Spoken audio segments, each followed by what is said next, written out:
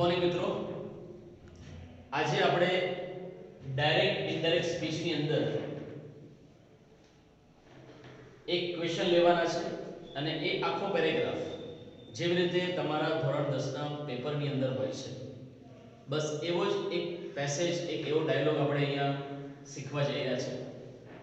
અત્યાર સુધી મિત્રો ડાયરેક્ટ ઇનડાયરેક્ટ સ્પીચના તમામ એવા બધા જ પ્રકારના વાક્યો આપણે શીખી ગયા છે. હવે આપણે ડાયલોગને કેવી રીતે ડાયરેક્ટમાંથી ઇનડાયરેક્ટ સ્પીચમાં ફેરવવું એ આપણે સમજીશું. મિત્રો, ક્વેશ્ચન આ પ્રમાણે આવશે: render the following dialogue into indirect speech. હવે જ્યારે પણ આવો કોઈ ક્વેશ્ચન આવે છે ત્યારે બરાબર તમારે ડાયલોગ વાંચવાનો છે. એની અંદર સૌથી પ્રથમ બાબત એ છે કે આપેલો જે ડાયલોગ છે એનો વાર્તાલાપ કોની વચ્ચે થયો છે. એટલે ફર્સ્ટ પ્લેસ પર આવશે જે તે પણ પેરેગ્રાફ છે, જે તે પણ ડાયલોગ છે, એની અંદર વાર્તાલાપ કોની વચ્ચે થયો છે. તો આન્સર એનો બને કે ક્વિન્સી એટલે એક છોકરી અને રસલ એટલે એક છોકરા વચ્ચે વાર્તાલાપ થયો છે. એનો અર્થ એ કે અહીંયા આગળ એક છોકરો અને એક છોકરી વાતચીત કરી રહ્યા છે, કન્વર્સેશન કરી રહ્યા છે. સેકન્ડ પ્લેસ, બીજી બાબત એ છે મિત્રો કે આપેલો જે ડાયલોગ છે એ ડાયલોગની અંદર કયા કયા પ્રકારના વાક્યો આપેલા છે. તો એ અહીંયા બરાબર ચેક કરી લઈએ. ક્વિન્સી દ્વારા બોલવામાં આવેલું એક સ્ટેટમેન્ટ એ છે WH ક્વેશ્ચન. ત્યારબાદ રસલ દ્વારા જે આન્સર અપાયો છે એ તમે જોઈ શકો, એ છે અફર્મેટિવ સેન્ટેન્સ. અગેન ક્વિન્સી જે સ્ટેટમેન્ટ આપી રહી છે એ છે ઇમ્પેરેટિવ સેન્ટેન્સ, પોઝિટિવ સેન્ટેન્સ એટલે કે આજ્ઞાર્થક વાક્ય છે. રસલ એક સ્ટેટમેન્ટ આપી રહ્યો છે, જો કે રસલ એક સાથે બે સ્ટેટમેન્ટ આપી રહ્યો છે. સૌથી પ્રથમ ડોન્ટ વરી લખ્યું છે, ફૂલ સ્ટોપ. મિત્રો, ડોન્ટ વરી એ પણ ઇમ્પેરેટિવ છે, પરંતુ એ નકાર વાક્ય એટલે કે આજ્ઞાર્થ નકાર વાક્ય કહેવાય. અને જે બીજું સ્ટેટમેન્ટ છે જે રસલ દ્વારા આપવામાં આવ્યું એ અગેન અફર્મેટિવ સેન્ટેન્સ. સો મિત્રો, આમ તમારે નક્કી કરવાનું છે કે આપેલો જે ડાયલોગ છે એની અંદર કયા કયા પ્રકારના વાક્યો છે. થર્ડ પ્લેસ, ત્રીજી બાબત મિત્રો, આપેલા જેટલા પણ સેન્ટેન્સીસ છે, જેટલા પણ સ્ટેટમેન્ટ્સ છે એ કયા કાળના છે એ સૌથી પ્રથમ તમારે ઓળખી લેવાના છે. સો ક્વિન્સી દ્વારા જે સ્ટેટમેન્ટ આપવામાં આવ્યું એ ચાલુ વર્તમાન કાળનું છે, present continuous tense. Again Russell જે આન્સર આપી રહ્યો છે again that is in the same tense, present continuous tense. મિત્રો, ક્વિન્સી જે સ્ટેટમેન્ટ આપી રહી છે, થર્ડ જે સેન્ટેન્સ છે ઇમ્પેરેટિવ સેન્ટેન્સ. મિત્રો, આજ્ઞાર્થ વાક્યમાં ક્યારેય કોઈ કાળ હોતો નથી, એટલા માટે ક્વિન્સીનું જે સ્ટેટમેન્ટ છે અહીંયા આગળ please help me with my homework, અને એના પછી રસલ દ્વારા જે સ્ટેટમેન્ટ આપવામાં આવ્યું ડોન્ટ વરી, આની અંદર કોઈ કાળ નથી મિત્રો. હા, રસલ દ્વારા એક સેકન્ડ સ્ટેટમેન્ટ જે આપવામાં આવ્યું I will surely help you this evening. So અહીંયા આગળ એક ટેન્સ છે જેને આપણે સિમ્પલ ફ્યુચર ટેન્સ તરીકે ઓળખી શકીએ. એને આપણે જો સારી રીતે સમજવું હોય તો એની અંદર આપણે સમજવાનું છે કે આપેલા વાક્યની અંદર મોડલ નો ઉપયોગ કર્યો છે, મોડલ ઓક્સિલરી વર્બનો ઉપયોગ કર્યો છે અને એ છે will. એટલે જ્યારે આપણે એને ફેરવીશું ત્યારે એ બદલાઈ જાય છે. મિત્રો, આ થઈ ત્રીજી બાબત. અને ફોર્થ પ્લેસ એટલે કે ચોથી બાબત, અને એ છે જેટલા પણ વાક્યો જે પણ કાર્ડમાં આપ્યા છે એ ઇનડાયરેક્ટ સ્પીચની અંદર ફેરવીએ ત્યારે કયા કાળમાં ફેરવે છે એ પણ એક વખત જરા મનમાં તમારે નક્કી કરી લેવાનું છે જ્યારે તમે એક્ઝામ આપી રહ્યા છો ત્યારે. અગેન અહીંયા જોઈ લઈએ, ચાલુ વર્તમાન કાળ ચાલુ ભૂતકાળમાં ફેરવે. અગેન આ ચાલુ વર્તમાન કાળનું સેન્ટેન્સ છે, ચાલુ ભૂતકાળમાં ફેરવાશે. આજ્ઞાર્થ વાક્ય, અહીંયા આગળ આજ્ઞાર્થ વાક્ય છે જેમાં કોઈ કાળ નથી એટલે એમાં કોઈ ફેરફાર નથી. અને અહીંયા આગળ will વપરાયેલું છે એટલે will નું ઇનડાયરેક્ટ સ્પીચમાં would થશે. મિત્રો, નજીકની સમીપતા સૂચવતા શબ્દો જો આપ્યા હોય તો એ પણ એકવાર નજર મારી લેવાની છે કે એ બધા જે શબ્દો છે એનો ફેરફાર થઈ જશે. ફોર એક્ઝામ્પલ અહીંયા આગળ નાવ આપ્યું છે તો એનું ધ્યાન થઈ જાય છે. ત્યારબાદ તમે જોઈ શકો કે અહીંયા આગળ this આપ્યું છે તો એનું that થઈ જશે. મિત્રો, આ જે બધી બાબતો છે, આ જે ચાર પ્લેસ છે, આ ચારે ચાર મુદ્દા તમારે યાદ રાખવાના છે. તમે જ્યારે આન્સર બનાવો, સપ્લિમેન્ટરીમાં જ્યારે આન્સર લખો, ઇનડાયરેક્ટ સ્પીચનો પેસેજ બનાવો છો ત્યારે આ ચાર બાબતો તમારે મનમાં તૈયાર કરી લેવાની છે. પહેલા હું એક પ્લોટ તૈયાર કરી લેવાનો છે કે આ પ્રમાણેની બાબતો અહીંયા આગળ ડાયલોગમાં આપેલી છે, અને પછી ઇન ડિરેક્ટ સ્પીચનો પેરેગ્રાફ અહીંયા લખવાની શરૂઆત કરવાની છે. મિત્રો તમે સપ્લિમેન્ટરીમાં લખવાનો છો અને હું તમને અહીંયા આગળ સમજાવું છું કે તમારે સપ્લિમેન્ટરીની અંદર કેવી રીતે શરૂઆત કરવાની.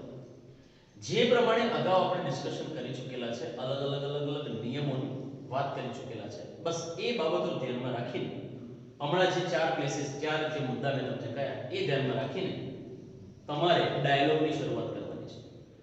સૌથી પ્રથમ મિત્રો અહીંયા આગળ તમે જોશો તો રિપોર્ટર તરીકે ક્વિન્સી આવશે. સો ક્વિન્સી, ત્યારબાદ બરાબર ધ્યાનથી જોવાનું છે કે આપેલું વાક્ય WH ક્વેશ્ચન છે, રિપોર્ટિંગ વર્બ તરીકે ફરજિયાત મુકાય છે આસ્ક્ડ. સો વાક્ય બનશે ક્વિન્સી આસ્ક્ડ લિસનર તરીકે રસલ છે.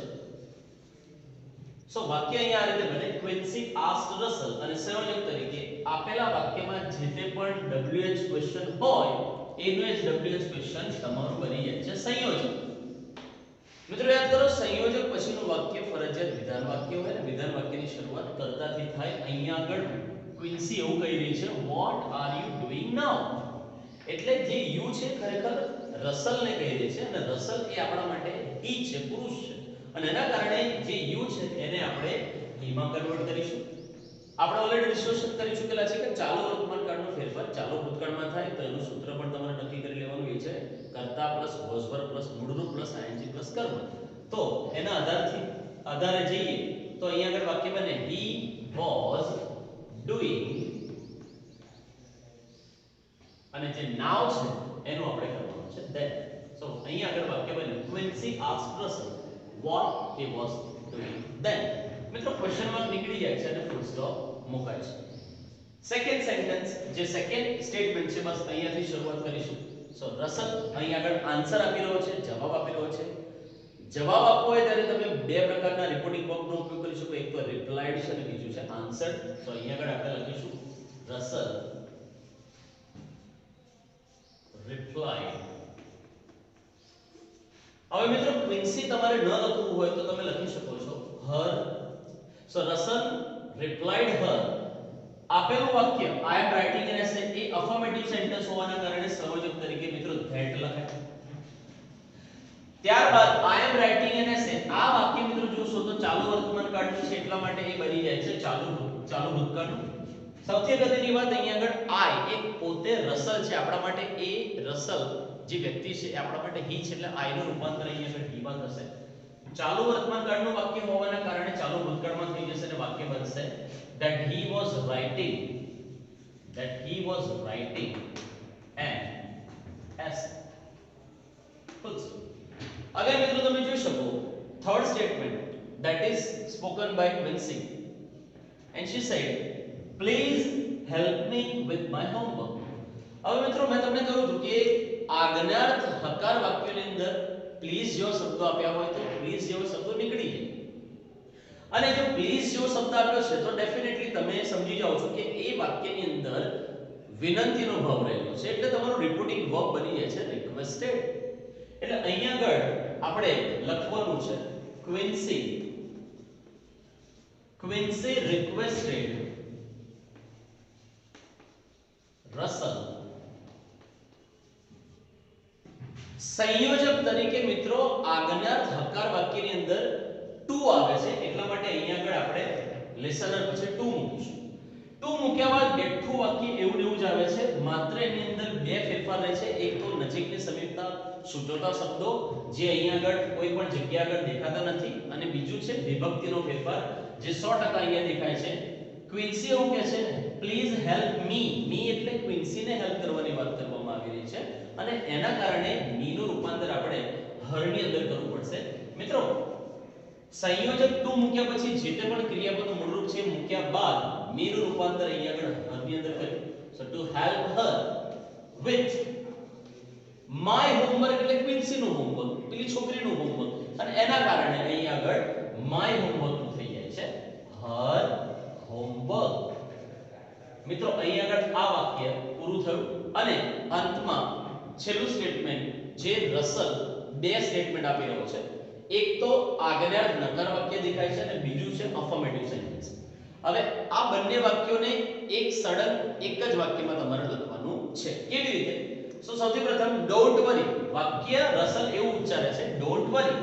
હવે જ્યારે આજ્ઞા નકાર વાક્ય હોય મિત્રો ત્યારે તમને ખબર છે જે તે પણ રિપોર્ટર સૌથી પ્રથમ આવશે અને ત્યારબાદ તમે જોશો તો ડોન્ટ વરી એવું એક વિન્સીને કહી રહ્યો છે અને એના કારણે અહીંયા આગળ આપણે રિપોર્ટિંગ વર્બ તરીકે મૂકીશું સજેસ્ટેડ. સો અહીંયા આગળ આવશે રસલ સજેસ્ટેડ હર. મિત્રો ડોન્ટ વરી જ્યારે નકાર વાક્ય હોય આજ્ઞાત નકાર વાક્ય હોય છે ત્યારે તમારું જે રિપોર્ટિંગ વર્બ છે એ બની જાય છે નોટ ટુ. એનો અર્થ એ થઈ ગયો કે આ જે ડોન્ટ શબ્દ છે એ નીકળી જશે અને એનું રિપોર્ટિંગ વર્બ બની જાય છે મિત્રો સંયોજક બની જાય છે નોટ ટુ. ડોન્ટ શબ્દ કાઢીને નોટ ટુ એ સંયોજક બને છે મિત્રો આ યાદ રાખવાનું. એટલે આ જે સ્ટેટમેન્ટ છે કાં તો આ જે વાક્ય છે એને ઇન્ડાયરેક્ટ સ્પીચમાં અહીંયા આ રીતે બોલી શકીએ રસલ સજેસ્ટેડ હર એટલે કે ક્વિન્સી નોટ ટુ એના પછી ક્રિયાપદનું મૂળ રૂપ નોટ ટુ વરી. મિત્રો નોટ ટુ વરી લખ્યા પછી ફૂલ સ્ટોપ મૂકવાનું નથી કારણ કે રસલ પોતે બીજું એક સ્ટેટમેન્ટ આપી રહ્યો છે બીજું વાક્ય ઉચ્ચારી રહ્યો છે અને આપણે ઓલરેડી ગઈકાલે જ્યારે આપણે મળ્યા હતા અને વિડિયોની અંદર ડિસ્કશન કર્યું હતું ત્યારે પેરેગ્રાફ નરેશનની અંદર મેં તમને સમજાવ્યું હતું કે જ્યારે કોઈ એક વ્યક્તિ બે સંવાદ બોલે ત્યારે તમારે રિપોર્ટિંગ વર્બ તરીકે એડેડ શબ્દનો ઉપયોગ કરવાનો છે. અને મિત્રો અહીંયા આગળ અફર્મેટિવ સેન્ટેન્સ છે અને એના કારણે જ આપણે અહીંયા આગળ લખવાનું છે એન્ડ એડેડ. રિપોર્ટિંગ વર્બ મિત્રો અહીંયા આ રીતે આવશે એન્ડ એડેડ ધેટ સંયોજક તરીકે ધેટ આવશે કારણ કે સેકન્ડ જે સ્ટેટમેન્ટ રસલ દ્વારા આપવામાં આવ્યું અને એ છે અફર્મેટિવ સેન્ટેન્સ એના કારણે અહીંયા આગળ સંયોજક તરીકે ધેટ આવશે. ત્યાં આગળ લખ્યું છે આઈ રસલ એ પોતાના માટે આઈ છે પરંતુ આપણા માટે હી છે અને એના કારણે અહીંયા આગળ કર્તા તરીકે હી આવશે. મિત્રો તમે જાણો છો એ પ્રમાણે will નું ફરજિયાત આપણે would કરવાનું છે એટલે અહીંયા આગળ આપણે would લખીએ છીએ. સો વાક્ય બને મિત્રો he would અગેન નિયમ પ્રમાણે જે પ્રમાણે આપણે સમજ્યા છે એ પ્રમાણે લખતા જઈએ. would surely ક્રિયાપદ મૂળ રૂપ help એન્ગેજ આવશે would surely help. હવે મિત્રો અહીંયા લખ્યું છે I will surely help you. you એટલે ક્વિન્સી અને ક્વિન્સી રસલ ક્વિન્સીના માટે you કહે છે પરંતુ આપણા માટે she છે. you એ વિભક્તિ તરીકે વપરાયેલું છે એટલા માટે અહીંયા આગળ you નું થઈ જાય છે her. સો વાક્ય અહીંયા આ રીતે બન્યું and added that he would surely help her. this becomes that. આ નજીકની સમીપતા સૂચવતા શબ્દોનો ફેરફાર પણ તમારે કરવાનો છે મિત્રો એટલે this evening નું થઈ ગયું that evening. હવે મિત્રો તમે જોઈ શકો જે પેસેજ છે જે ડાયલોગ છે એને ઇનડાયરેક્ટ સ્પીચમાં ફેરવવાનો છે નિયમાનુસાર. જો આપણે એને બરાબર સારી રીતે વર્ડ ટુ વર્ડ સમજીને લખતા જઈએ છે તો આ રીતે એક સરસ મજાનો એક ઇનડાયરેક્ટ સ્પીચનો પેસેજ તૈયાર થઈ જાય છે. Let me read again. Quincy asked Russell what he was doing then. Russell replied her that he was writing an essay. Quincy requested Russell to help her with her homework. Russell suggested her not to worry and added that he would surely help her that evening. મિત્રો ખૂબ જ સરળતાથી તમે તમારો જે 3 માર્કનો જે question છે ધોરણ 10 નો એ તમે આસાનીથી 3 માંથી 3 માર્ક્સ તમે મેળવી શકો છો જો તમે અગાઉના બધા જ પ્રકારના વાક્યોને સારી રીતે સમજ્યા હોય પેરેગ્રાફ નરેશનને ખૂબ સારી રીતે સમજ્યા હોય એન્ડ અહીંયા આગળ આપેલી જે શરૂઆતમાં મેં 4 બાબતોની વાત કરી એ 4 બાબતો જો તમને યાદ હોય તો તમે ધોરણ 10 ના હો વિદ્યાર્થીઓ તો પણ તમને 3 માંથી 3 મળશે અને અગર જો તમે ધોરણ 11 science commerce arts otherwise 12th science commerce arts ના વિદ્યાર્થીઓ છો તો પણ તમને આ જ પદ્ધતિથી 4 માંથી 4 માર્ક્સ તમારા 11th અને 12th સાયન્સ કોમર્સ આર્ટ્સ એની અંદર તમને મળી શકે છે મિત્રો. હવે એક અગત્યની સૂચના મિત્રો અહીંયા આગળ એક ડાયરેક્ટ સ્પીચનો ડાયલોગ છે એને મેં ઇનડાયરેક્ટ સ્પીચમાં ફેરવ્યું છે. હવે જો તમે નોલેજ હાઈસ્કૂલના વિદ્યાર્થીઓ હો તો બોર્ડ ઉપર જે મેં તૈયાર કર્યું છે એની સુંદર એવી સારી નોટ્સ તૈયાર કરીને આપેલો જે મારો નંબર છે એની પર તમારે મને WhatsApp કરી દેવાનું છે. જો તમે અન્ય શાળાના વિદ્યાર્થીઓ હો તો પણ તમારે ફરજિયાત તમારા વિષય શિક્ષકોને આ નોટ્સ મોકલી દેવાની છે. Thank you very much.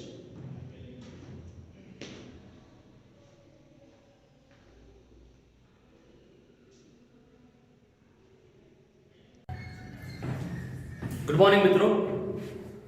બીજો એક આજે ડાયરેક્ટ ઇનડાયરેક્ટ સ્પીચનો પેસેજ લઈશું અને તમે જે રીતે જાણો છો એ પ્રમાણે ડાયરેક્ટ સ્પીચનો જે ડાયલોગ છે એ ડાયલોગને બરાબર પહેલામાં પહેલું તો વાંચવો પડે. સૌથી અગત્યની 4 બાબતો છે જે મેં અગાઉના વિડિયોની અંદર મેં તમને સમજાવ્યું હતું. પ્રથમ બાબત,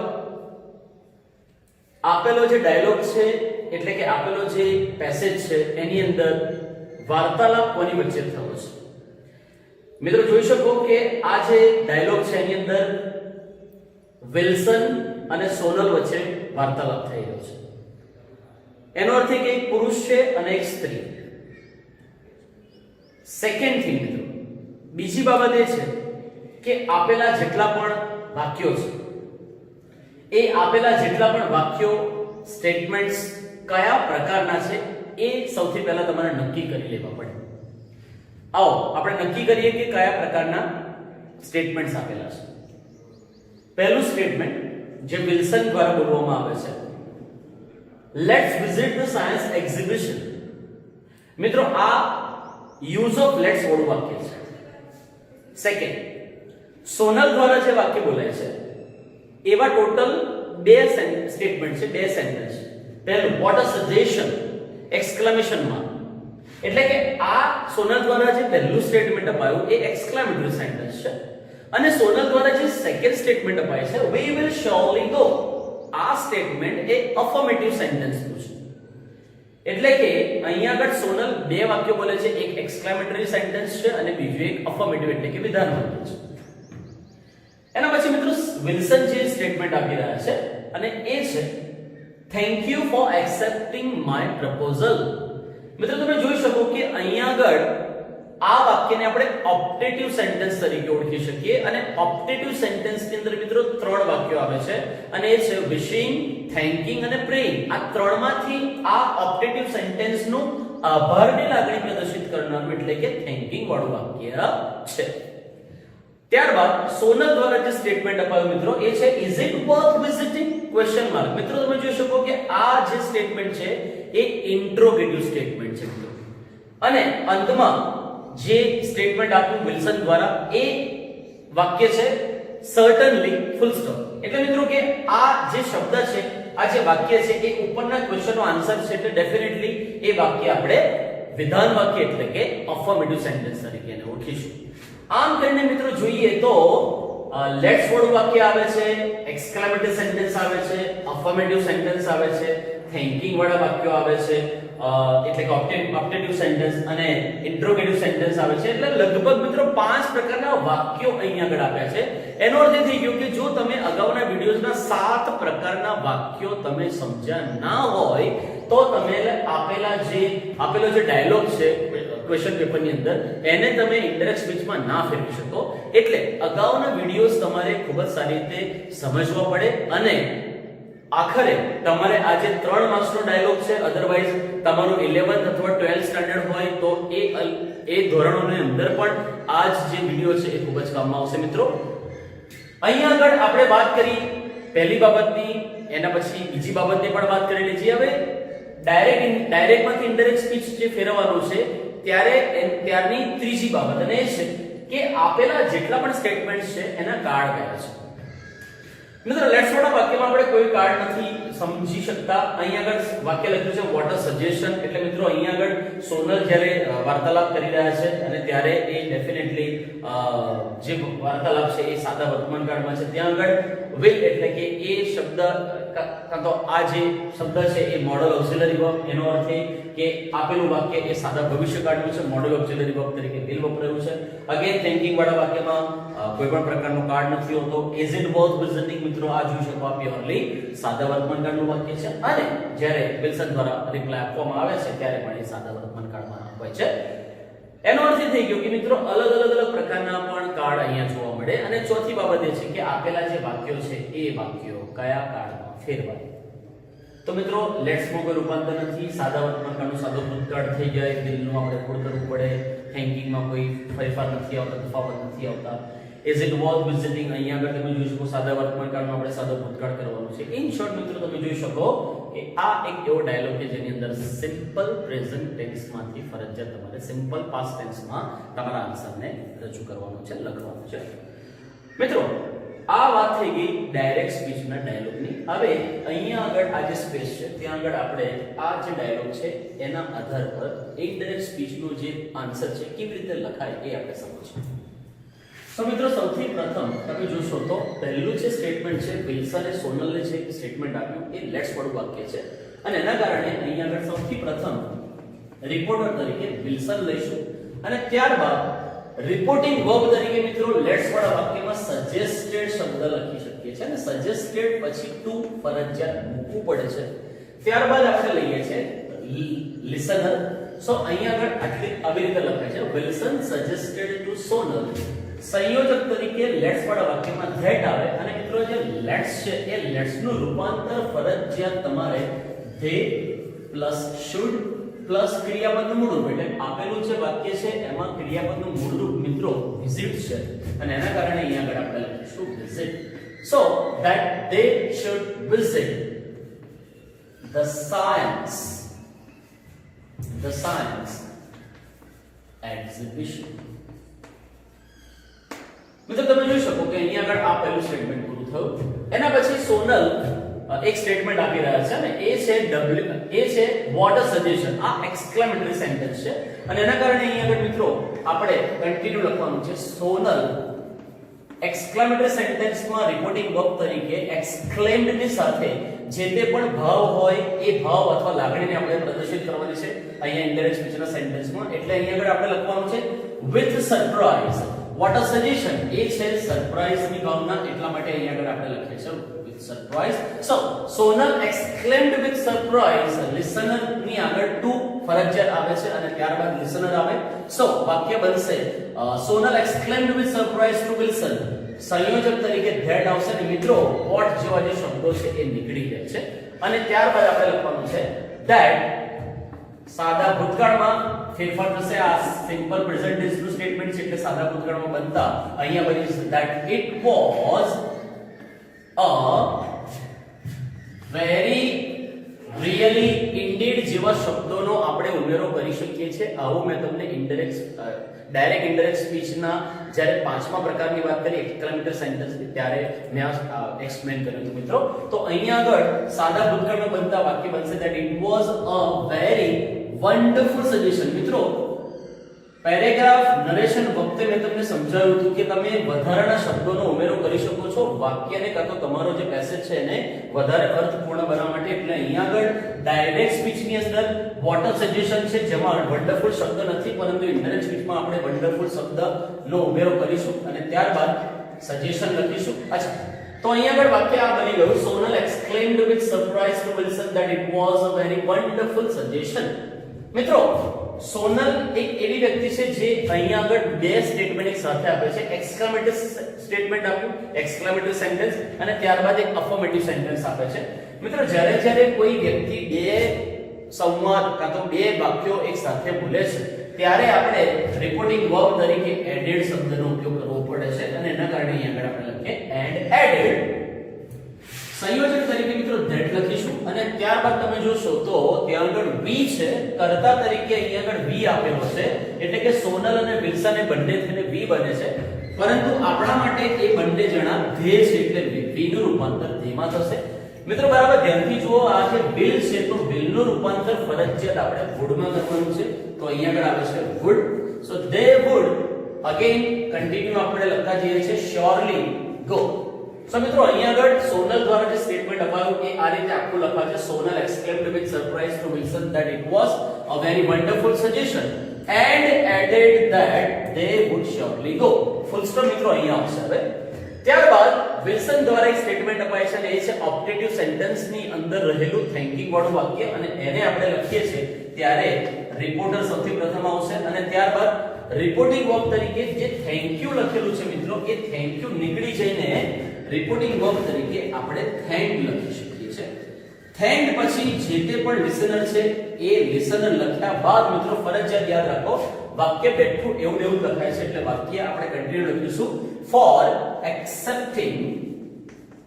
four accepting my proposal. Wilson પોતે એવું કહે છે માય પ્રપોઝલ. આપણા માટે વિલ્સન એ ત્રીજો પુરુષ એકવચન છે. હી છે પુરુષ છે, એના કારણે માય પ્રપોઝલ નું થઈ જાય છે હિઝ પ્રપોઝલ. સો અહીંયા આગળ આપણે લખવાનું છે પ્રપોઝલ. Full stop.